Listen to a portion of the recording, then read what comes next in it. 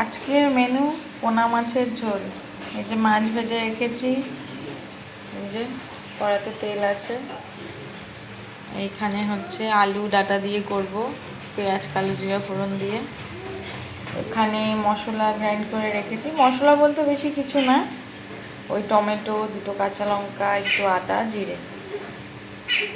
চলো রান্নাটা শুরু করি। তাহলে একটু হালকা পাতলা মতন একটু ঝোল রান্না করবো। কড়াতে দিয়ে দিলাম কালো জিরে, এইবারে পেঁয়াজটা দিয়ে দিব।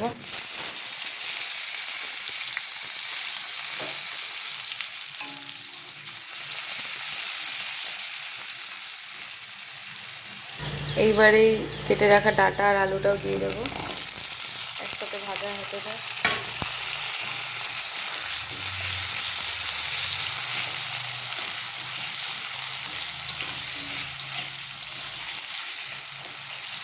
এগুলো একটু লাল লাল করে ভাজা হয়ে গেলে এই যে বেটে রাখা মশলাটা দিয়ে দেবো।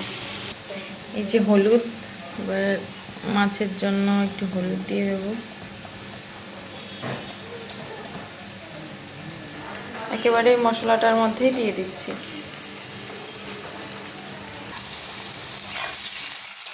দেখো পেঁয়াজ, ডাটা, আলুটা মোটামুটি ভাজা হয়ে গেছে।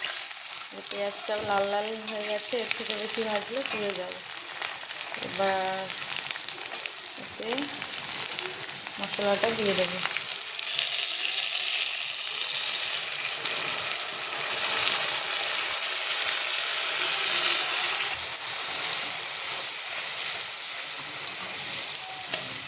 লবণ দেওয়া হয়নি, এতে এবার পরিমাণ মতন লবণ দিতে হবে। এই যে ঝোলের জন্য জল বসিয়ে রেখেছি। ঝোলে আমি সবসময় একটু গরম জলই ইউজ করি। আমাদের বাড়িতে এই ডাটা আলু দিয়ে পাতলা মাছের ঝোলটা খেতে সবাই বেশ ভালোবাসে। মশলাটা ভালো মতন ভাজা ভাজা করে কষে নিয়ে তারপরে দেবো এতে ঝোল। এই যে দেখো সুন্দর তেল ছেড়ে এসছে।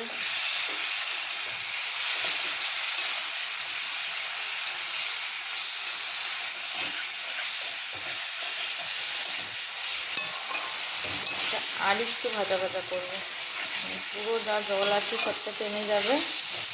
একটু ভাজা ভাজা করবো। এই যে এটা পুরো কষে গেছে, এখন এতে দেবো জল। এই যে ঝোলটা টকবক করে ফুটে উঠেছে, ঝোল দিয়ে দিয়েছি। এবার এতে একে একে মাছগুলো দিই, এই মাছগুলো দিয়ে দিব।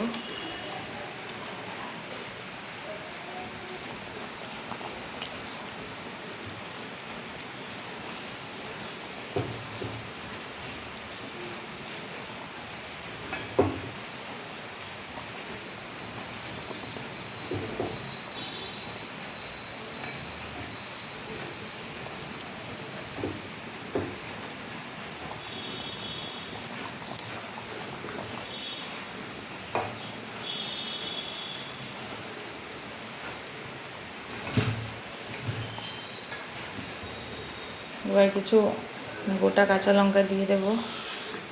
ঝোলটা ভালো মতন ফুটুক, নামানোর আগে ধনেপাতা দিয়ে নামিয়ে নেব। এই যে প্রায় অনেকক্ষণ থেকে ঝোলটা টকবক করে ফুটছে, ঝোলটা অনেকটা টেনেও এসছে। এই যে ওপর থেকে তেলও ছেড়ে দিয়েছে। এইবার এতে কেটে রাখা ধনেপাতাটা দিয়ে নামিয়ে নেব।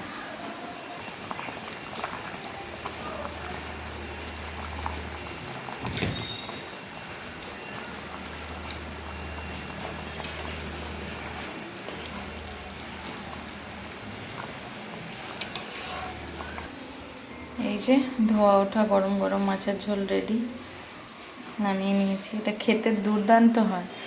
আমার কথা শুনে একবার আপনারাও বাড়িতে ট্রাই করে দেখবেন, দেখবেন এর স্বাদ মুখে লেগে থাকবে।